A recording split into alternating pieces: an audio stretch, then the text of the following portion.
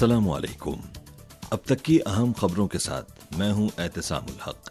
सबसे पहले आज की खास खबरें।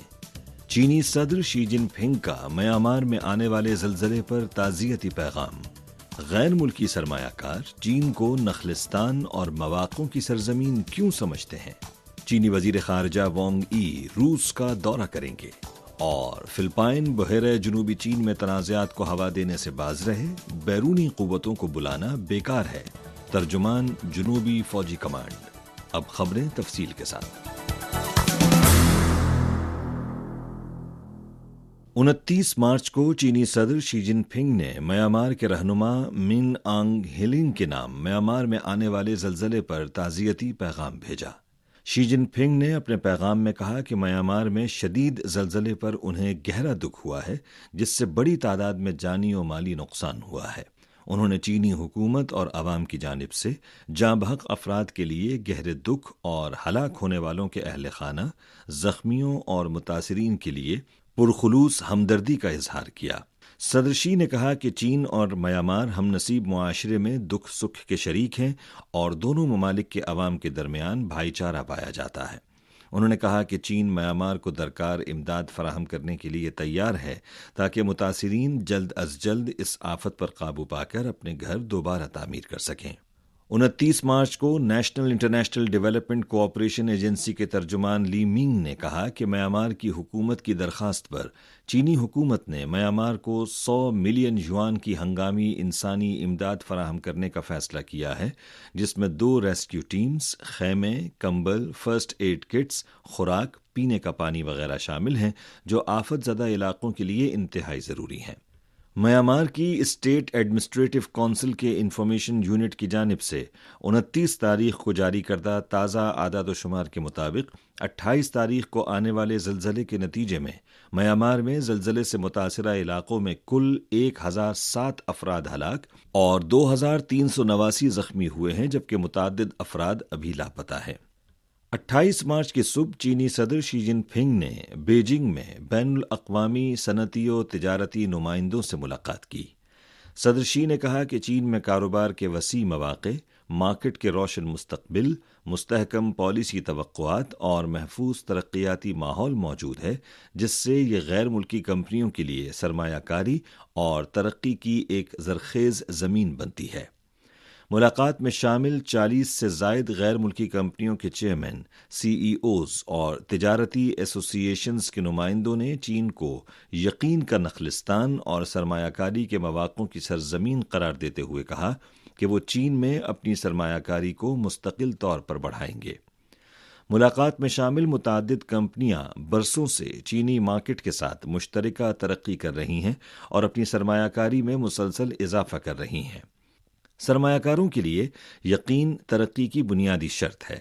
चीन में यह यकीन सबसे पहले पॉलिसी की मुस्तहकम तवक्कुआत से आता है, फिर एक महफूज तरक्याती माहौल भी मौजूद है जो सरमायाकारी के लिए अहम होता है। मजीद ये कि चीन दुनिया का दूसरा सबसे बड़ा सारिफीन का बाजार है, जहां दुनिया की सबसे बड़ी मुतवस्सित आमदनी वाली आबादी मौजूद है, जो सरमायाकारी के लिए बेपनाह सलाहियत रखती है। और ये भी अहम है कि चीन की तरक्की की सलाहियत अब भी मजबूत है। तज्ज़ियाकारों का कहना है कि 2025 चीन के लिए टेक्नोलॉजी और इख्तिरात का एक अहम साल होगा। तवक्को की जा सकती है कि मुस्तकबिल में भी इस नखलिस्तान और मवाक़ों की सरजमीन पर गैर मुल्की सरमायाकारों को मजीद मवाक़े मैसर आएंगे। 28 मार्च को बोआओ फोरम फॉर एशिया की 2025 की सालाना कॉन्फ्रेंस ख़त्म हुई। 4 दिनों में 60 से ज़ायद ममालिक और ख़ित्तों के तकरीबन 2000 नुमाइंदे बहरे जुनूबी चीन के साहिल पर जमा हुए और दानिशमंदी का तबादला किया।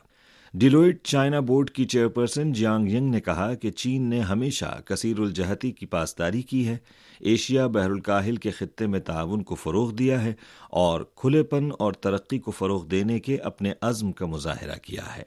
गुज़श्ता एक दहाई के दौरान आलमी मईशत में एशिया के हिस्से में मुसलसल इजाफा हुआ है। फोरम की जानिब से जारी रिपोर्ट के मुताबिक 2025 में एशिया की माशी तरक्की 4.5% तक पहुंचने की तवक्को है और दुनिया में एशिया की कुल GDP का हिस्सा बढ़कर 48.6% तक पहुंचने का इम्कान है। یہ اس بات کا واضح اشارہ ہے کہ ایشیا عالمی ترقی کا پاور ہاؤس اور اسٹیبلائزر رہے گا۔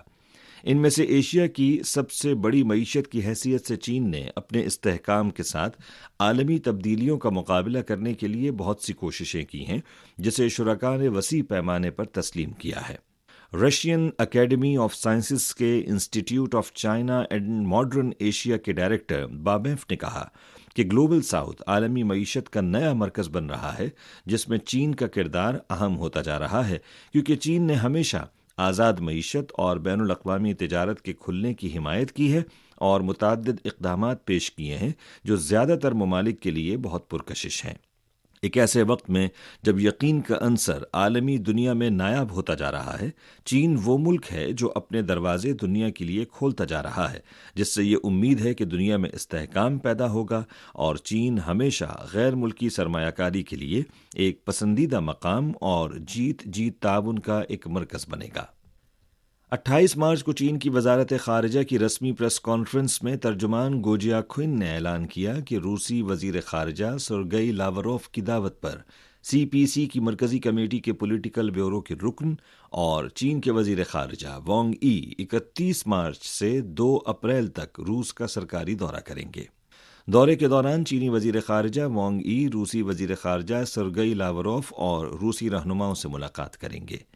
وزارت خارجہ کے ترجمان نے امید کا اظہار کیا کہ اس دورے سے دونوں سربراہان مملکت کے درمیان طے پانے والے اہم اتفاق رائے پر عمل درآمد کو فروغ دیا جا سکے گا اور اگلے مرحلے میں چین روس تعلقات کی ترقی اور مشترکہ دلچسپی کے بین الاقوامی اور علاقائی امور پر گہری بات چیت کی جا سکے گی۔ جنوبی فوجی کمانڈ کے ترجمان ایئر فورس کے سینئر کرنل تھیان جون لی نے کہا کہ 28 مارچ کو چین کی پیپلز لبریشن آرمی کے جنوبی فوجی کمانڈ نے بحیرہ جنوبی چین کے علاقے میں معمول کے مطابق گشت کیا۔ ان کا کہنا تھا کہ فلپائن بار بار بیرونی ممالک کو شامل کرتے ہوئے نام نہاد مشترکہ گشت کا اہتمام کرتا ہے، بحیرہ جنوبی چین میں غیر قانونی دعووں کو پھیلانے کی کوشش کرتا ہے، عدم استحکام پیدا کرتا ہے اور جان بوجھ کر علاقائی امن و استحکام کو نقصان پہنچاتا ہے۔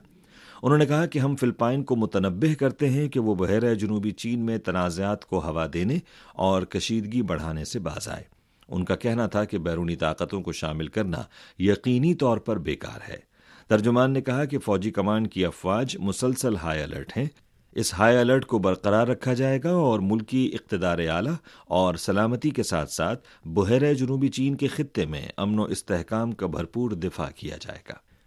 فجی کی پارلیمنٹ کے اسپیکر فلمونی جیٹوکو پہلی بار چین آئے اور شنگھائی، شانسی اور بیجنگ کا دورہ کیا، جہاں انہوں نے جمہوریت اور قانون کی حکمرانی، دیہی ترقی اور ثقافتی ورثے کے شعبوں میں چین کی اختراعی کوششوں کا مشاہدہ کیا۔ CMG کو دیے گئے ایک خصوصی انٹرویو میں انہوں نے کہا کہ غربت میں کمی فجی کی اولین ترجیحات میں سے ایک ہے۔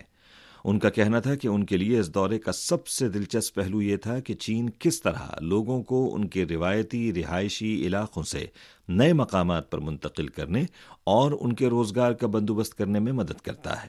جیٹوکو نے کہا کہ فجی عوامی جمہوریہ چین کے ساتھ سفارتی تعلقات قائم کرنے والا بحر الکاہل کے جزیروں میں پہلا ملک ہے۔ تعلقات کے قیام کے 50 سالوں میں چین اور فجی کے درمیان سیاسی اعتماد، عملی تعاون اور ثقافتی تبادلے سمیت دیگر شعبوں میں بھرپور نتائج سامنے آئے ہیں، جو بڑے اور چھوٹے ممالک کے درمیان مساوی سلوک اور مشترکہ ترقی کی ایک مثال ہیں۔ فجی کی پارلیمنٹ کے اسپیکر کا کہنا تھا کہ ان کے ملک نے چینی صدر شی جن پنگ کی طرف سے پیش کردہ انیشیٹوز کی بھرپور حمایت کا اعلان کیا ہے اور عالمی ترقیاتی انیشیٹوز کے فرینڈز گروپ میں شامل ہونے کا اعلان کیا ہے۔ جیٹوکو نے کہا کہ ہم توقع رکھتے ہیں کہ چین قیادت کا یہ کردار جاری رکھے گا جو نہ صرف فجی بلکہ کرۂ ارض کے مستقبل کے لیے رہنمائی اور حمایت فراہم کرتا ہے۔ انٹرویو کے دوران اسپیکر جیٹوکو نے بارہا کہا کہ چین کے اس دورے نے انہیں بہت سے خیالات اور نئی سوچ فراہم کی ہے، خاص طور پر غربت کے خاتمے اور غربت میں کمی اور ہمگیر عوامی طرز جمہوریت کے ضمن میں کی گئی کاوشیں اور حاصل کی گئی کامیابیاں فجی کے لیے قابل تقلید ہیں۔ انہوں نے یہ بھی کہا کہ وہ چاہتے ہیں کہ دونوں ممالک بنیادی ڈھانچے، موسمیاتی تبدیلی اور سیاحت سمیت دیگر شعبوں میں تعاون کو مزید گہرا کریں تاکہ چینی دانش سے فائدہ اٹھاتے ہوئے فجی کی ترقی کو تیز اور بہتر کیا جا سکے۔ اسی کے ساتھ خبریں ختم ہوئیں۔